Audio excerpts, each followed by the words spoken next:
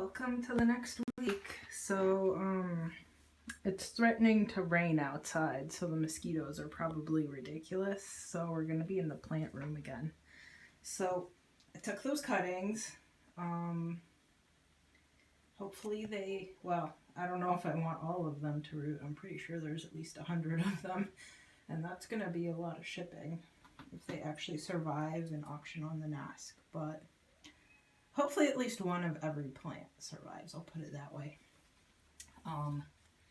Accidentally knocked this container over. The seedlings and the chopped spag in there slid. I think I turned everything that I could back right side up. I feel really bad. Hopefully I didn't shear off anything's roots. The more I touch, the more dies, as usual.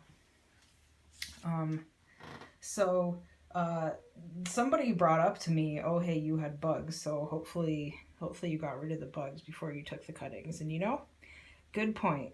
Hopefully I did. I don't know if you remember the last time that we were looking at these enormous pictures, there were definitely thrips on there, and there haven't been thrips on them in about a month now. But I still mixed up some more bonide in this lovely lactate container this morning. I watered everything now, and I'm going to go through and systemic poison root feed essentially everything tomorrow. Because somehow I get the feeling if I pour the poison in an already wet root ball, right, it'll be able to move its way through the potting mix and everything a little bit better. So I'm pretty sure there's residuals of the last time that I poured poison on everything. Whenever I water more, it'll get soaked up in the roots still. So definitely not really messing with any of the potting mixes barehanded ever again until I repot, because you know it's filled with poison now. But I haven't seen any bugs in forever. There's this thing that chronically has mealies on it, hasn't had mealies in forever. I'm excited. So maybe this stuff is the sauce. So Simon's looking happy finally. So maybe it was just bugs the whole entire time. Like the stress of moving, and then the bugs not really having any predators, and then that ant infestation that I had spreading the bugs around, and then it just, you know, it was a losing battle for the plants. So I poured some of that poison on my trees too, so I moved them in here so the rambunctious little cat face doesn't decide to go pawing around in the mix here. Because where did the tag go? I found the tag on the ground. He likes pulling tags up, so I had to shove it back in here. I can't even find it anymore. I shoved it in here so hard, so he wouldn't dig it back up. Hopefully he hasn't stolen it again. Yeah, hopefully it's still in there and he hasn't stolen it again, because I had the date that I planted this sugar apple from seed. It's been about 5 years. It still hasn't, it says in captivity it's supposed to produce fruit. In captivity, quote unquote, right? It's supposed to produce fruit after like 5 or 6 years, and it hasn't, but that's because it's kind of stumpy, because it's always doing kind of bad. But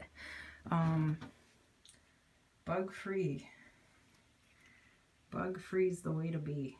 So prophylactic poisoning this weekend again, because I poured some Bayer on this stuff too. So I'll just keep it up like a good paranoid grower. So this guy's finally doing great. I'm excited. I wanted to show you the lithops. I had to, hopefully it'll still keep focusing. I had to peel back the like the dried up husk here off the top of this one, because it was completely, it wasn't stuck, but it was being completely covered by it, so it wasn't getting any light. and I uncovered this one. It had rocks on it for a while. I assume that's why it's so small, because it just wasn't getting any light. So I haven't watered these in forever. I think I'm not going to water them again until November. But I'm excited that at least that pot survived, because all of the other seeds, they kind of didn't make it through the journey over here. I think I have like maybe 3 or 4 of them left in there out of, I want to say, hundreds. Succulents are finally doing okay. I started poisoning these the earliest with some sort of systemic, like Bayer or the spinosad soap or all of the above, because these were from outside in San Diego. So they're finally doing better. I don't know if you can see, but it's definitely Jim-A season. I planted them around the pots. I'm glad I had these guys survive. I thought this pot, I forget what it is exactly, I thought this pot had completely died, but then these 2 guys had popped up, and now they just made Jim-A, so I spread them all over the pot. I didn't think these guys would make it either, the pings. They're actually doing pretty great. This is Gigantea. This pot, let me pull it out of here and show it to you, because it isn't just a trick of the light. It's actually, honest to goodness, purple. Do you see that? And it's got 3 heads now. This is for Warren. Cyclosecta, I guess. So it had bloomed, and then maybe that's why it split. But this is the first time, I think, that I've successfully actually grown pigs and not been worried that they're going to die every second. From the batch of violets that I had planted years and years ago, that kind of, these purple ones had decided to go indigenous all in my collection of everything else. So I'm glad I have at least one blooming. I've been going through and pollinating with a paintbrush. I think there's a couple new flowers that popped up in there that I'll go through and pollinate today. I moved the guy that was in the corner here for somebody else. I think that's like a Vecchi and Campagnolata cross that I've had forever from Cook, so I don't particularly like, because they sent me a bunch of dead Sarahs, but whatevs. Water under the bridge. I do like that nap, but it doesn't really successfully pitch her too much. This is that Casiana mix. I think it's a little bit too close to that light there, but I'm too lazy to move it. Let's see if I can get through over here. Oh, I should show you how grown in the backyard is. So I took a bunch of cuttings. So this Ventricrosa by Trisnadiensis, it was hitting the ceiling, right? So I took about a meter long cutting off of that. I took some tenuis. What else? I didn't take cuttings of this because I'm hoping she'll bloom, the Thorelii by Campagnolata, because I'd love to make seeds of her again. I took a cutting of Platykyla, lots of cuttings in here. There's some seeds that are definitely sprouting in here. I don't know if you can see that. So I finally turned on this LED up here. This guy's at least alive, right? Even though he looks kind of cruddy. Because the other pot of it, with the bigger rhizomes, definitely not doing anything. I think it tried to sort of sprout when I had it on top of that rack where the seeds are right now, but I needed the space for the seeds, so I don't know, maybe I can move them one rack lower and then put that pot up there. I'm not sure what to do. Because if I get it to sprout, right, and if I move it off the top of the rack, then it'll die back again, so it's pointless having it up there. Fern still coming out of the vanilla orchid. I'm glad a piece of the variegated one survived. I never ordered not variegated and it started growing in variegated, but fine, you know. So let's look out here. So I've been drawing out how I think I want the flower beds to be, and I don't know if you can see those, where's my finger, those cosmos in there. I'm glad they're blooming.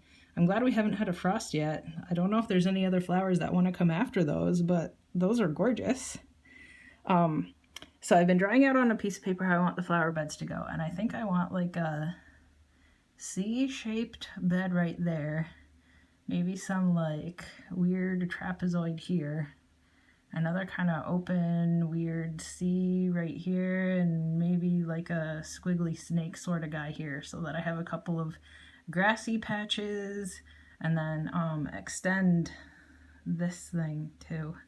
So I have a couple of grassy patches and some paths through it like a fancy gardens, but then not so much grass because I kind of hate grass.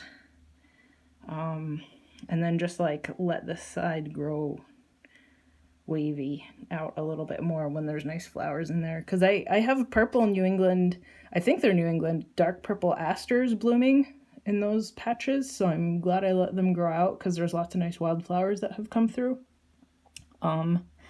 There's different kinds of grasses in this yard, which, you know, I don't really care too much about grasses, but when I go lay that landscape fabric down, I think I'm going to try to avoid anything that looks like it's a really good white clover patch to let the clover grow through a little bit better. And then I still have some of those red and crimson clover seeds and alfalfa and yellow clover seeds left over that I'd ordered earlier, so I think I'm going to throw it in on the edges of the flower patches when I plant those out next year. Even though I did put some, where's my finger again? In there where they had dug the D-box, and then I planted some along the edge here.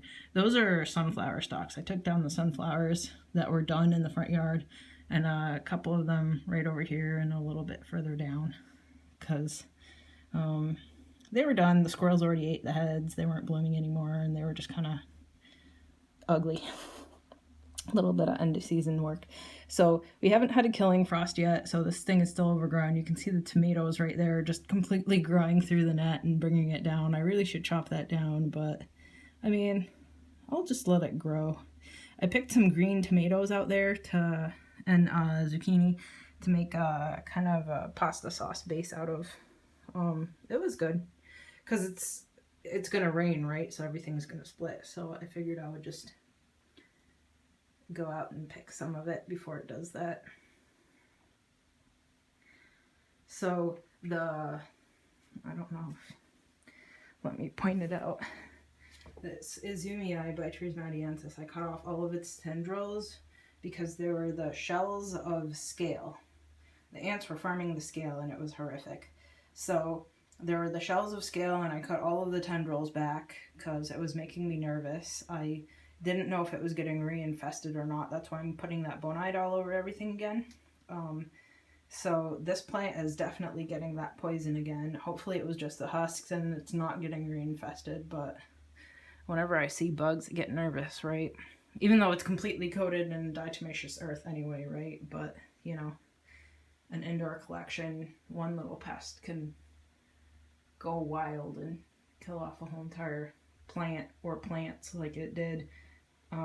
At least one of those hamatas that still hasn't come back, and maybe the macrophylla, and maybe that's what did the dubia, and it was too warm during transport, and then, you know, the bugs sapped the rest of its energy. So maybe that's why this Mikey eye looks bad, because of a bug infestation. Maybe it's because it's too warm, maybe because of a bug infestation. But see, like, this new growth had died back. But I kind of have hope, because I think I saw earlier today, out of the stalk that's a little bit lower here, I saw some new growth points coming out of it. And of course it's got the little basils coming out too, so it isn't too bad. I can never, oh, there it is. I can never get this thing to root. So I wish I could take cuttings of the stalk and root it and put that up on the auction too, but the whole entire thing is just gonna die back because I can never get it to root. Okay, I think that's enough for 1 week. Oh, I wanted to show off. Here's my latest Eddie. And then a couple other plants have thrown out pictures in his pot. Okay, bye.